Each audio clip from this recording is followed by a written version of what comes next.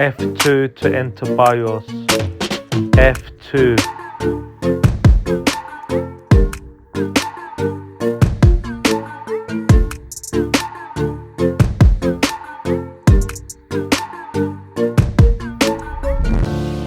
So you've got main, advanced security, boot and exit.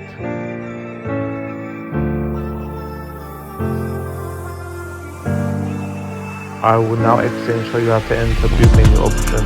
When the laptop restarts, keep tapping the F10 key now.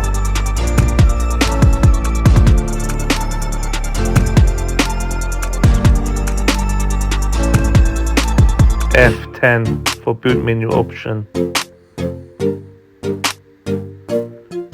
So this is how it looks like. Your primary drive is here. Below it will be a bootable device. I hope this video has helped you. Please like and subscribe, and I will catch you on the next one. Oh, I forgot.